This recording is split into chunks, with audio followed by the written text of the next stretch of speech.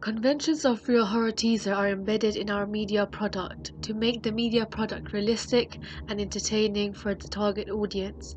Firstly, the title of any horror film discloses much of the plot. For example, in the film Forest, the character went in the forest, where the story began and ended, as it took the role of an antagonist. In other horror films, The Conjuring, Poltergeist, The Cabin in the Woods, all these films were based around the concept what their title displayed. In our case, we implied the same concept as our film is called Cursed, which conveys the film is about the protagonist being cursed and vice versa. The title of a film is certainly important because it is a way of revealing the plot to the audience as well as determining the first impression towards the audience, because if a title is catchy and interesting, the film will effortlessly attract the audiences. Furthermore, the location used in our media product is a foresty place, conforming to the location of real media products. This is because films are usually based either inside a house or outside in an isolated area, such as a forest, graveyard, or dark road. In a film, The Orphanage, its main location is the orphanage, which was isolated from the civilized society. The Forest is a film based in a remote forest. This kind of locations connote to the feeling of the characters in the film, like the protagonist or the antagonist feeling of being deserted or lonely. As our media product is also located in a typical setting of the forest, the main reason behind this idea is to create an eerie setting for the scenes in the film. The natural lighting will also be dark as a result of the trees blocking the sunlight, making it possible to film during the daytime. Majority of the horror films are located inside a haunted building. However, there are only few films whose main setting is based outside, like the Blair Witch Project or The Forest. Thus, we're able to challenge the convention of horror film constantly being set inside a rundown and sinister building. Moreover, the setting used for our media product helps to clearly deliver any bizarre or unexpected situations. For example, in the media product, it contains some scenes of the protagonist running in the forest, making the character look vulnerable and defenseless. These scenes are put together in a montage to build tension by making the audience feel anxious of how the protagonist might get caught or foreshadowing that something is going to happen.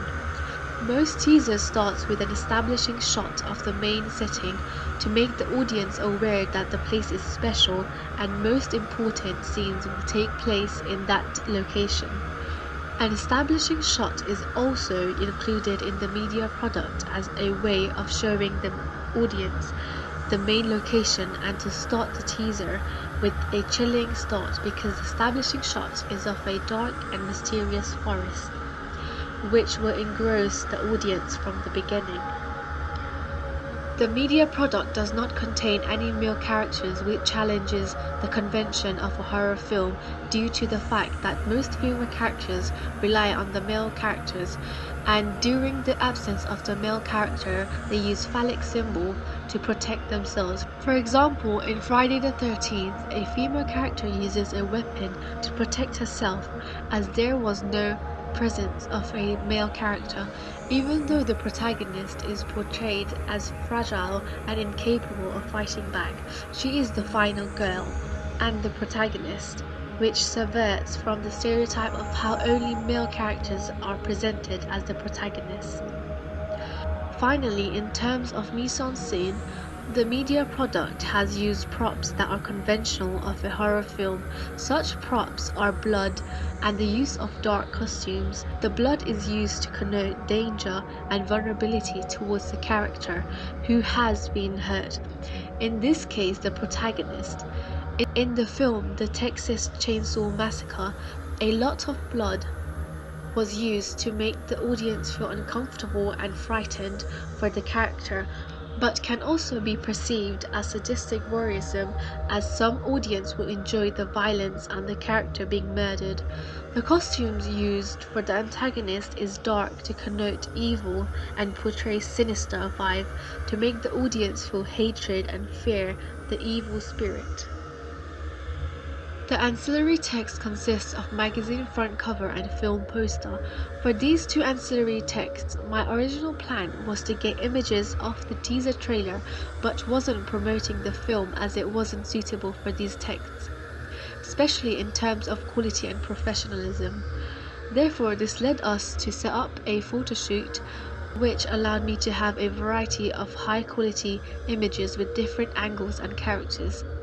I used images of antagonists for both of the text, and I came to this decision through my research as most of the magazine front cover and film poster contained the text antagonist too, as this would be more effective to attract the targeted audience rather than the use of protagonist.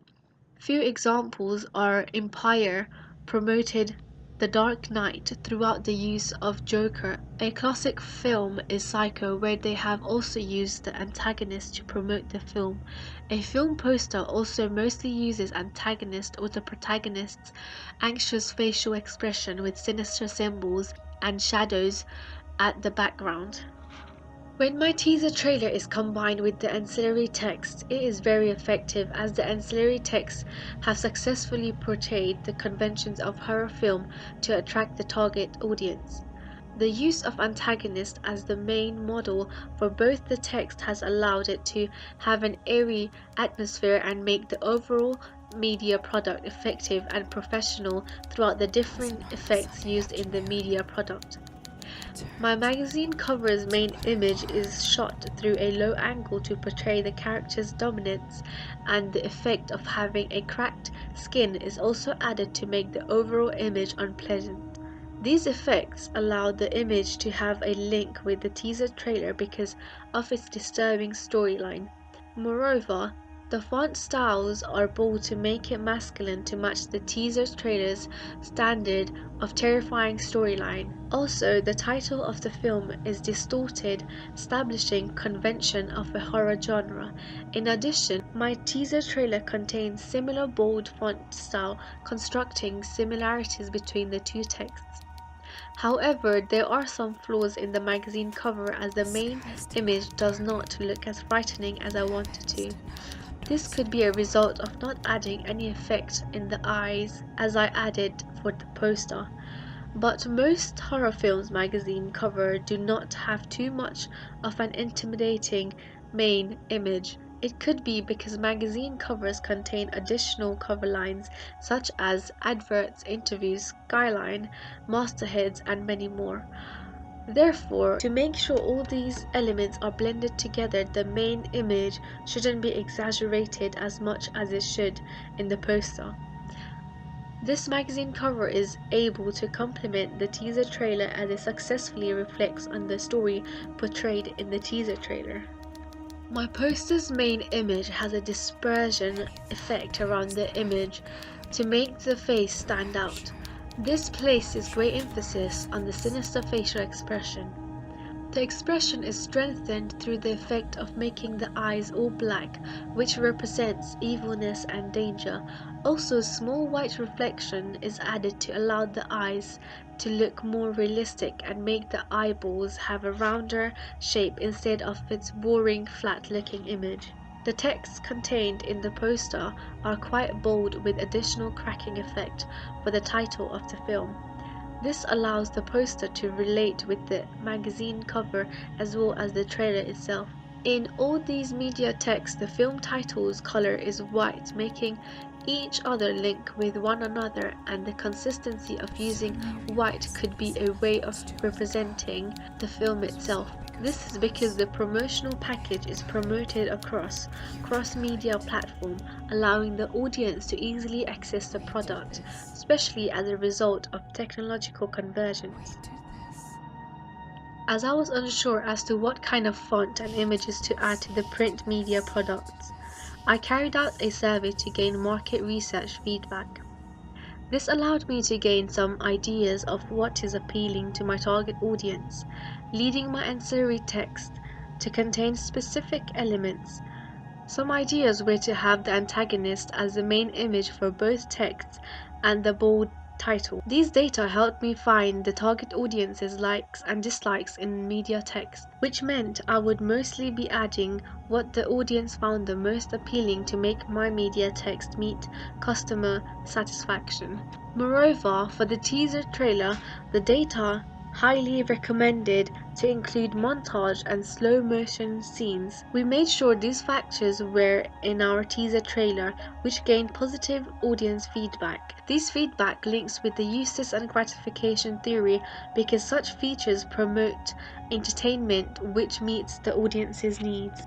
After the scenes were edited according to the intended narrative structure, it was shown to another set of audience who ranged in the category of our target audience.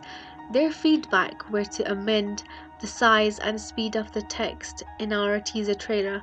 By making use of this feedback, we made the fonts bigger and speed was slowed to make sure the audience were able to read it properly in the time given. Also, we expanded on this by making the font size the same when beginning and ending for each text, when it zoomed in to have consistency throughout the teaser trailer. Our teaser trailer was further shown to our teacher, a real producer and real editor. They gave us additional feedback to improve the teaser trailer. Some feedbacks where the background sound didn't allow the next scene to flow as the duration was till the end of the scene. So we made the duration longer and added a sound transition of fading out which extended to the next scene to make the two scenes flow together. When the protagonist was screaming, her voice wasn't loud enough.